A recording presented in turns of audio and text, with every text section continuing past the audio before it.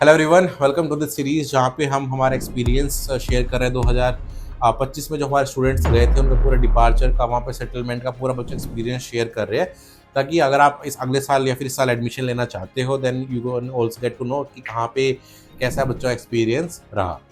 Now this is the third video. पहले हम northern state university सबसे पहले गए थे, then we went to Tver state university, और उसके बाद by road we went to north western state university located in Saint Petersburg city. Okay, तो तुवेर से हम गए थे Saint Petersburg by car almost हमें 5 आवर्स टाइम लगा था। एक्चुअली मॉस्को से जो पीटर्सबर्ग का जो रास्ता है वो दैट इज़ लाइक काफ़ी अच्छे रोड्स, काफ़ी अच्छे हाईवेज बने हुए हैं। इनफैक्ट बुलेट ट्रेन भी चलती है मॉस्को टू सेंट पीटर्सबर्ग, तुवेर में भी रुकती है। तो काफ़ी अच्छा रास्ता है। वी लाइक ऑलमोस्ट हमें 500 किलोमीटर्स हमने कवर किया था 5 आवर्स के अंदर।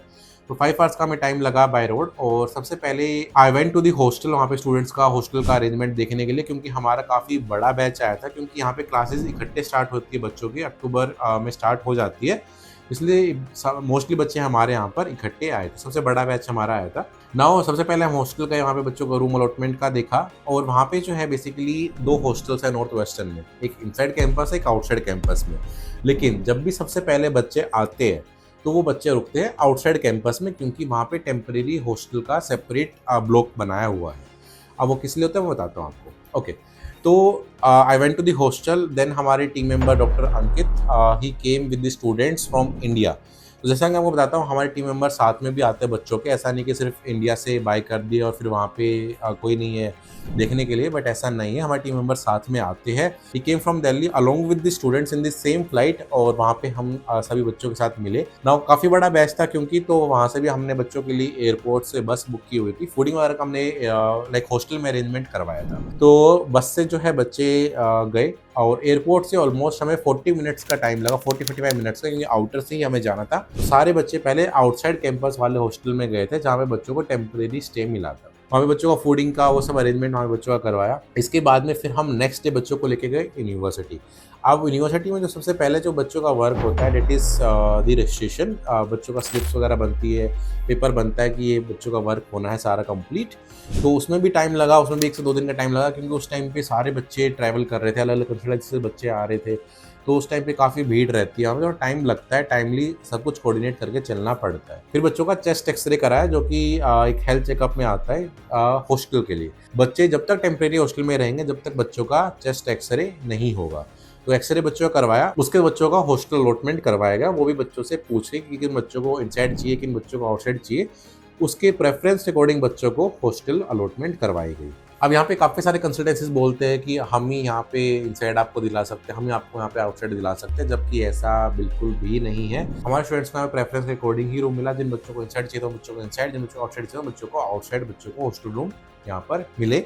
और वीडियोज में भी आप ये देख सकते हो ना। बच्चों का शिफ्टिंग की, जो बच्चे आउटसाइड कैंपस में थे उन्हें तो बस अपना बैग उठा के दूसरे ब्लॉक में जाना, सेम हॉस्टल होता है वो।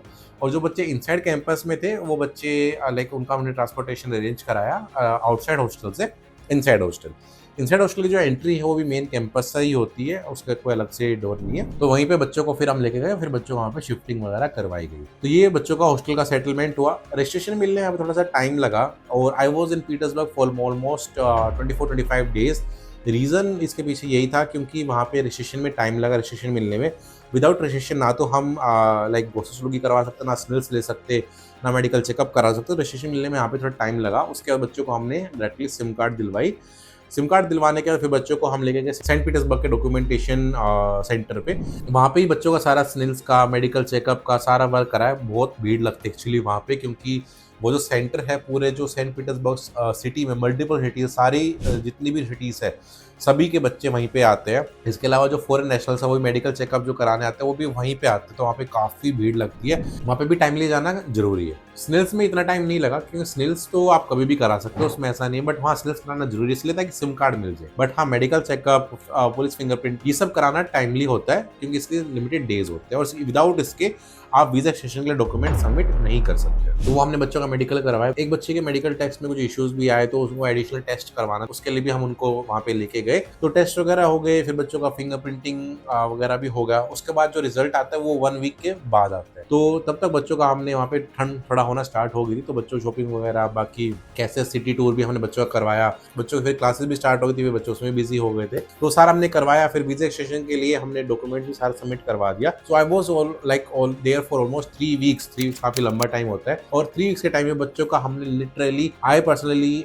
मैनेज स्टूडेंट्स ओवर देयर, तो लिटरली सारा काम हमने बच्चों का वहाँ पे करवाया। उसके बाद ही आई वेंट बैक टू ट्वेर। तो यहाँ पे सबसे पहले पॉजिटिव्स क्या है? पॉजिटिव्स ये है कि यूनिवर्सिटी बहुत अच्छी है, सब स्टूडेंट्स को यूनिवर्सिटी बहुत पसंद आई। कैंपस सारा एक ही जगह पर है, डिपार्टमेंट सारे एक ही जगह, तो ट्रैवलिंग एक्सेस नहीं है। Second, city no comparison at all किसी भी और बाकी सिटी से, रशिया में नो कंपैरिजन एट ऑल किसी भी और सिटी से। काफी अच्छी सिटी है, काफी ब्यूटीफुल सिटी है, और काफी सेफ सिटी भी है। थर्ड, वहाँ के लोग, लाइक यूनिवर्सिटी का एडमिनिस्ट्रेशन भी काफी सपोर्टिव था। वहाँ के रशियन स्टूडेंट वहाँ पे काफी ज्यादा आते हैं, तो सब लाइक काफी हाई हेलो करते हैं, कहाँ से आप, कैसे हो, सब कुछ पूछते हैं। मतलब मिलजुल के बच्चे वहाँ पे रहते हैं, तो ये भी पॉजिटिव लगा। क्लासेस, बच्चों के वहाँ पे जाके टाइमली क्लासेस भी स्टार्ट हो गई, हॉस्टल में टाइमली हो गया। अब वहाँ पे जो एक डिसएडवांटेज है वो था लॉन्ग वेटिंग। हर जगह पे बहुत लंबी लंबी वेटिंग थी, लंबी लंबी लाइन थी, और डॉक्यूमेंटेशन कराना काफ़ी ज़रूरी है टाइम पे, तो इसलिए उसमें थोड़ा सा हेक्टिक रहा डॉक्यूमेंटेशन वाले पार्ट में। जैसे मेडिकल चेकअप के लिए बच्चे सुबह आते थे, फिर शाम को लाइक फ्री होते थे। Like I was also there, like सुबह से लेके शाम तक, और वो भी बच्चों को हमने पार्ट्स में कराया, तो अलग अलग में तो मुझे खुद वहाँ पे जाना पड़ा, खुद सुबह से शाम तक वहाँ पे देखना पड़ता, तो बच्चे भी लाइक थोड़ा सा हेक्टिक रहा वहाँ पे डॉक्यूमेंटेशन, मेडिकल चेकअप्स वगैरह सब। लेकिन बाकी सब कुछ ठीक था, बाकी कोई इशू नहीं था। कुछ बच्चों के साथ क्या इशू आया है, जैसे कुछ बच्चों को दूसरी नेशनलिटी के साथ स्टार्टिंग में डाल दिया था, लेकिन फिर वो कुछ टाइम में चेंज करा दिया था, क्योंकि एकदम से इतने सारे जब बच्चे आते तो थोड़ा सा टाइम लगता है उस एडमिशन को भी, रूम अलॉटमेंट करने में, क्योंकि कई बार क्या होता है स्पेस नहीं होता है, कोई शिफ्ट हो रहा होता है, तो उसके अकॉर्डिंग उनको भी मैनेज करना पड़ता है। तो एवरीथिंग वेंट वेल, और इनसाइड हॉस्टल भी है। अगर आपको ट्रैवलिंग इतना पसंद नहीं है, आपको ये कि कैंपस पे सब कुछ चाहिए, तो आप इनसाइड हॉस्टल में रह सकते हो। अगर आपको ये कि आप ट्रैवलिंग थोड़ा कर सकते हो, तो आप बाहर वाले हॉस्टल में भी रह सकते हो। दोनों हॉस्टल अच्छे हैं, बट अगर हम कंपेयर करें दोनों हॉस्टल को, तो आउटसाइड हॉस्टल में 2 रूम्स के साथ वॉशरूम, बाथरूम और किचन है, लेकिन इनसाइड वाले में 4 to 5 और 6 रूम्स के साथ वॉशरूम, बाथरूम और किचन है। तो ये डिफरेंस मेनली यहाँ पे दोनों हॉस्टल्स में आता है। तो अब कन्वीनियंस के अकॉर्डिंग आप हॉस्टल रूम डिसाइड कर सकते हो। प्लस एक और अच्छी बात, सिटी की जो कैंटीन है जहाँ पे रशियन फूड मिलता है, अब वहाँ पे इंडियन फूड भी स्टार्ट हो चुका है, तो आप वहाँ पे अपना लंच भी कर सकते हो, शाम को अपना डिनर खुद से भी बना सकते हो। तो काफ़ी अच्छा पॉइंट है स्टूडेंट्स के लिए जो कि इसलिए कुकिंग इतना पसंद नहीं करते हैं। आप कैंटीन में लाइक लंच और डिनर, इनफैक्ट डिनर भी आप कर सकते हो। सैटरडे तक ओपन रहती है, Monday to Saturday, Friday Sunday को ऑफकोर्स बंद रहती है like canteen. So that was our experience in North western State Medical University. और इसके बाद I went directly to Tver, क्योंकि हमारा एक और बैच आया था ट्वेर। ट्वेर के हमारे बैचेस आते रहते हैं, क्योंकि वहाँ पे बैचेस अलग अलग टाइम पे स्टार्ट हो सकते हैं, तो लाइक अगस्त से स्टार्ट होके दिसंबर स्टार्टिंग तक बैचेस आ सकते हैं वहाँ पे। सो अंकित वेंट टू ट्वेर, क्योंकि ट्वेर का एक बैच आया था, और उसके कुछ दिन बाद I also went back to Tver, क्योंकि स्टूडेंट्स का वहाँ पे हमने पूरा ही वर्क कराया, A to Z visa extension तक बच्चों का हमने वहाँ पे वर्क करवाया। तो ओवरऑल अच्छा एक्सपीरियंस था, it was amazing. Students are also completely satisfied with everything. तो ओवरऑल अगर आप लाइक देख रहे हो पीटर्सबर्ग में, then North Western is a really good option. तो नेक्स्ट हम डिस्कस करेंगे मॉस्को, क्योंकि ट्वेर में मैं गया, ट्वेर में मेरा 2-3 दिन का रेस्ट था, उसके बाद में फिर मैं मॉस्को के लिए निकला था। तो मॉस्को में 2 सिटी है, सचनोव और मैफी, जहाँ पे हमारे स्टूडेंट्स आते हैं, तो मैं एक्सपीरियंस आपको मैं शेयर करूँगा कैसा वहाँ पे रहा। उसके बाद then I came back to Tver, then I went to Vladivostok, then Volgograd. तो सारे डिटेल्स आपको डिस्कस करेंगे। आपको हमारे चैनल पे आपको एक्सपीरियंस वीडियोस मिलेगी, because we always take care of our students, not just with the admission process, but वहाँ जाने के बाद भी सारे वर्क की रिस्पॉन्सिबिलिटी हमारी कंपनी की रहती है।